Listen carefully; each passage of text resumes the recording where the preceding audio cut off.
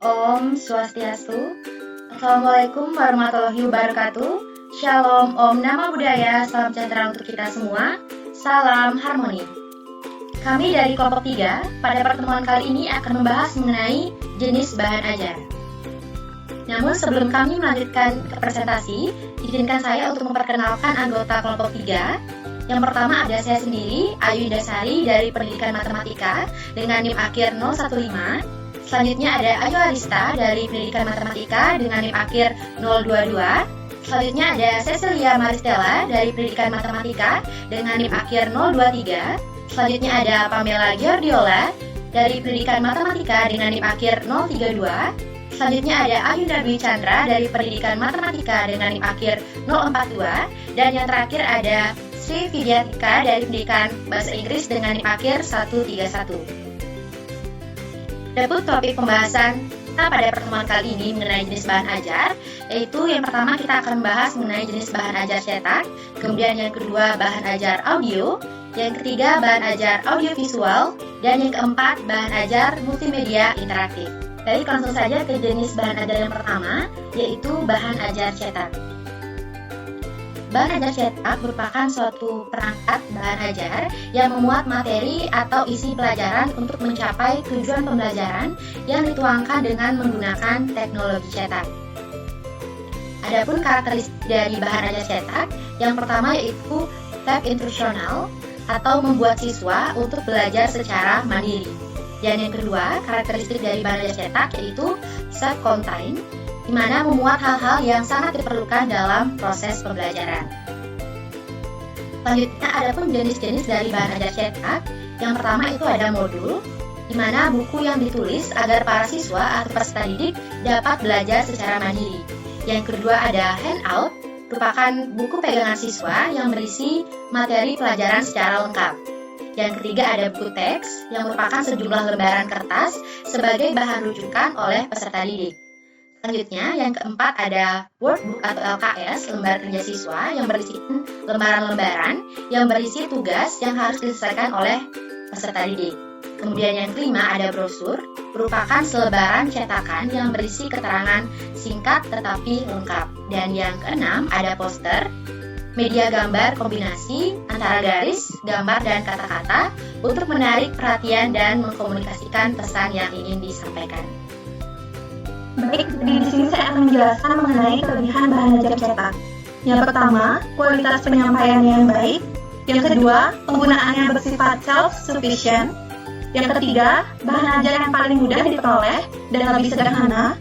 Yang keempat, lebih unggul dibandingkan dengan bahan ajar jenis lainnya. Dan yang kelima, relatif murah untuk diproduksi atau dibeli dan dapat digunakan secara berulang-ulang. Selanjutnya yaitu kekurangan dari bahan ajar. Pertama, tidak mampu mempresentasikan gerakan. Yang kedua, sulit memberikan bimbingan kepada pembacanya. Yang ketiga, cenderung digunakan sebagai hafalan. Yang keempat, presentasi yang bersifat satu arah. Yang kelima, sulit memberikan umpan balik untuk pertanyaan yang diajukan. Dan yang keenam, tidak dapat mengakomodasi siswa dengan kemampuan baca yang terbatas. Jenis bahan ajar selanjutnya yaitu bahan ajar dengar atau audio. Audio berkaitan dengan indera pendengaran. Pesan yang akan disampaikan dituangkan ke dalam lambang-lambang yang auditif. Bahan ajar dengar atau audio memiliki beberapa pengertian menurut Prastowo. Yang pertama, bahan ajar dengar atau audio berdasarkan bentuknya, yang memiliki pengertian semua sistem yang menggunakan sinyal radio secara langsung yang dapat dimainkan atau didengar oleh seseorang atau sekelompok orang. Yang kedua yaitu berdasarkan cara kerjanya, bahan ajar yang merupakan sinyal audio yang direkam dalam suatu media rekam. Jadi, secara umum, bahan ajar audio adalah bahan ajar yang mengandung pesan dalam bentuk auditif atau pita suara atau piringan suara yang dapat merangsang pikiran dan perasaan sehingga terjadinya suatu proses belajar. Selanjutnya, karakteristik dari bahan ajar audio. Menurut Prastowo, bahan ajar audio memiliki beberapa karakteristik. Di antaranya, mengandung pesan auditif, baik verbal maupun non-verbal, dan vokalisasi. Selanjutnya dapat mendorong pemusatan perhatian dan mempertahankan pemusatan perhatian. Yang ketiga, cocok untuk mengikuti pengarahan. Yang keempat, digunakan untuk melatih daya analisis siswa dari apa yang didengar. Yang kelima, perolehan arti dari suatu konteks. Yang keenam, dapat untuk melatih memisahkan kata atau informasi yang relevan dan tidak relevan. Yang ketujuh, meningkatkan kemampuan mengingat dan mengemukakan ide. Yang kedelapan, memberikan hasil belajar yang optimal dalam tugas-tugas memberi sinyal atau lambang, rangkaian yang melibatkan keterampilan bahasa dan juga musik. Dan yang terakhir, berguna untuk belajar keterampilan diagnosis yang melibatkan bunyi. Selanjutnya yaitu langkah-langkah umum dari penggunaan media audio sebagai media pembelajaran. Terdapat 3 langkah, yaitu ada langkah persiapan, langkah penerimaan, dan juga kegiatan lanjutan. Pada langkah persiapan, terdiri dari kesesuaian dengan tujuan pembelajaran, kesesuaian dengan materi yang akan disampaikan, dan situasi dan kondisi siswa. Pada langkah penerimaan, guru dan siswa mendengarkan dengan seksama, lalu guru mencatat hal-hal penting seperti kata-kata baru dan kata-kata yang sulit, dan yang ketiga, siswa dapat melakukan kegiatan seperti membuat pertanyaan atau ringkasan materi. Dan selanjutnya pada kegiatan lanjutan, yaitu refleksi dan tanya jawab antara guru dan siswa, dan penugasan terhadap siswa berhubungan dengan materi yang disampaikan. Selanjutnya yaitu kelebihan bahan ajar audio. Yang pertama, bahan ajar audio ini dapat melatih siswa untuk mengembangkan daya imajinasi yang abstrak, kemudian merangsang partisipasi aktif para pendengar, dan menggugah rasa ingin tahu siswa tentang sesuatu sehingga merangsang kreativitasnya. Yang keempat, menanamkan nilai-nilai dan sikap positif terhadap para pendengar, kemudian menyajikan laporan-laporan yang aktual dan orisinil yang sulit menggunakan media lain, dan yang terakhir, mengatasi batasan waktu serta jangkauannya sangat luas. Selanjutnya ada kekurangan dari bahan ajar audio. Yang pertama, sifat komunikasinya satu arah atau one way communication. Kemudian yang kedua, lebih banyak menggunakan suara bahasa verbal atau kata-kata hanya dapat dimengerti oleh pendengar yang memiliki kemampuan bahasa yang baik. Kemudian yang ketiga, hanya akan melayani secara baik untuk mereka yang suka berpikir abstrak. Dan yang terakhir, dapat menimbulkan verbalisme bagi pendengar. Adapun contoh bahan ajar dengar audio ini, yang pertama ada kaset. Nah, kaset ini merupakan bahan magnet berupa pita yang digunakan untuk menyimpan audio.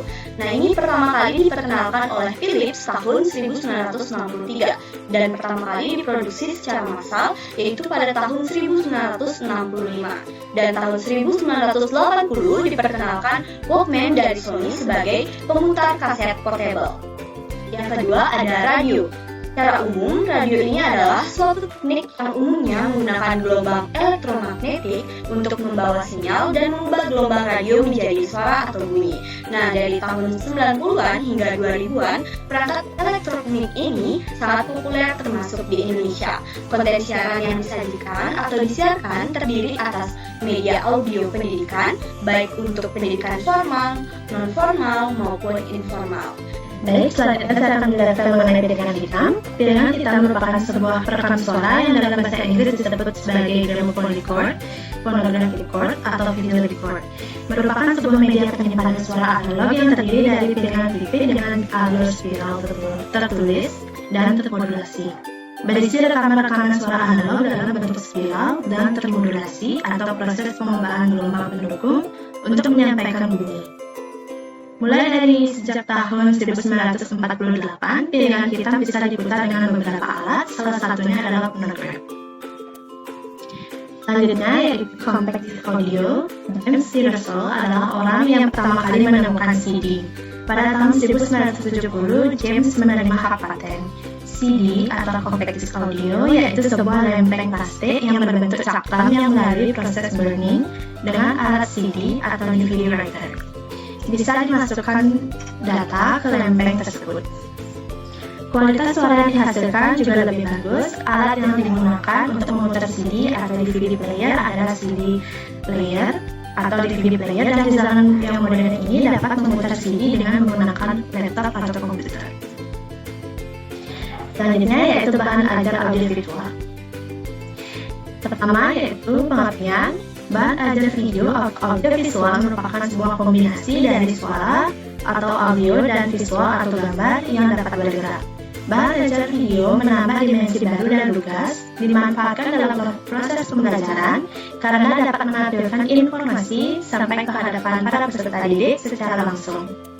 Selain itu, bahan ajar audiovisual juga mengkombinasikan dua macam materi, yaitu materi visual dan juga materi auditif. Selanjutnya yaitu ranah audiovisual. Penggunaan bahan ajar audiovisual terbagi menjadi 3 ranah. Yang pertama yaitu ranah kognitif, yang kedua ranah afektif, yang terakhir adalah ranah psikomotorik. Baik, selanjutnya mengenai karakteristik bahan audiovisual. Yang pertama yaitu bersifat linear, yang kedua penyajian visual dinamis, yang ketiga cara menggunakan tadi diletakkan, yang keempat representasi fisik dan gagasan real, dan yang kelima dikembangkan menurut prinsip behaviorisme dan kognitif, dan yang terakhir berorientasi kepada guru. Selanjutnya yaitu pemahaman konsep bahan ajar audiovisual. Yang pertama, substansi materi yang disajikan dalam video atau film harus memiliki relevansi dengan kompetensi yang harus dikuasai peserta didik. Yang kedua, alur cerita merupakan sajian menarik yang diturunkan dari kompetensi inti atau kompetensi dasar dalam kurikulum. Yang ketiga, ditampilkan dalam suatu cerita yang menarik sehingga peserta didik menarik untuk mempelajarinya. Dan yang terakhir yaitu kebenaran materi dapat dipertanggungjawabkan serta memiliki durasi paling lama 20 menit. Selanjutnya yaitu contoh bahan ajar audiovisual. Yang pertama, compact disc, menciptakan suasana serta pemahaman yang baru bagi siswa. Selanjutnya, televisi akan memberikan ilmu pengetahuan dan informasi. Dan yang terakhir, film yang akan membentuk pendidikan karakter peserta didik. Selanjutnya yaitu kelebihan bahan ajar audiovisual. Yang pertama, mengatasi keterbatasan biaya dan waktu. Yang kedua, menggambarkan masa lalu secara realistis dengan waktu yang singkat. Dan yang ketiga, membawa imajinasi anak dari negara satu ke negara lain dan dari masa ke masa. Kemudian dapat diulangi untuk mengingat kembali. Pesan yang disampaikan mudah diingat, mengembangkan imajinasi peserta didik, memperjelas hal yang abstrak dan memberikan gambaran realistis, dan yang terakhir menumbuhkan minat dan motivasi belajar. Selanjutnya yaitu kekurangan bahan ajar audiovisual. Yang pertama, kesesuaian peralatan video dan kecocokan format video yang harus diperhatikan dengan detail. Yang kedua, pengerjaan skenario dalam video banyak meminta waktu dan bukan pekerjaan yang mudah. Yang ketiga, kesesuaian durasi video dengan jam pelajaran peserta didik dalam menyampaikan materi. Yang keempat, biaya produksi tinggi. Dan yang terakhir, layar monitor yang kecil dapat menjadi suatu kendala. Selanjutnya, bahan ajar multimedia interaktif. Bahan ajar multimedia interaktif adalah kombinasi dari 2 atau lebih media yang berupa audio, teks, grafik, dan video yang oleh penggunanya dimanipulasi untuk mengendalikan perintah dan atau perilaku alami dari sebuah presentasi. Adapun karakteristik dari bahan ajar multimedia interaktif pertama, memiliki lebih dari satu jenis media konvergen. Yang kedua, bersifat interaktif. Dan yang ketiga, yaitu bersifat mandiri. Contoh bahan ajar multimedia interaktif yang pertama yaitu Compact Disc Multimedia Interaktif. Compact Disc Interaktif adalah pemanfaatan komputer untuk membuat dan menggabungkan teks, grafik, audio, gambar bergerak, yaitu video dan animasi, dengan menggabungkan link dan tool yang memungkinkan pemakai melakukan navigasi, berinteraksi, berkreasi, dan berkomunikasi. Yang kedua, Computer Assisted Instruction. Computer Assisted Instruction pada dasarnya merupakan perangkat lunak atau software, program pembelajaran dengan media komputer sebagai alat penyampaian pesannya. Yang ketiga, yaitu e-learning. E-learning merupakan singkatan dari electronic learning, yaitu proses pembelajaran yang menggunakan media elektronik, khususnya internet, sebagai sistem pembelajarannya. Selanjutnya, yaitu kelebihan dan kekurangan bahan ajar multimedia interaktif. Yang pertama yaitu kelebihannya. 1. Sistem pembelajaran lebih inovatif dan interaktif. 2. Pendidik akan selalu dituntut untuk kreatif inovatif dalam mencari terobosan pembelajaran. 3. Mampu menggabungkan antara teks, gambar, audio, musik, animasi gambar atau video dalam kesatuan yang saling mendukung. 4. Menambah motivasi peserta didik. 5. mampu memvisualisasikan materi. Dan yang keenam yaitu melatih peserta didik untuk menjadi lebih mandiri. Selanjutnya yaitu kekurangannya. Yang pertama, tidak dapat menggantikan interaksi langsung dan memerlukan koneksi internet dan bandwidth yang besar. Baik, sekian yang dapat kami sampaikan mengenai jenis bahan ajar. Kami mohon maaf apabila terdapat kekeliruan atau kesalahan. Kami tutup dengan terima kasih. Om Santi Santi Om.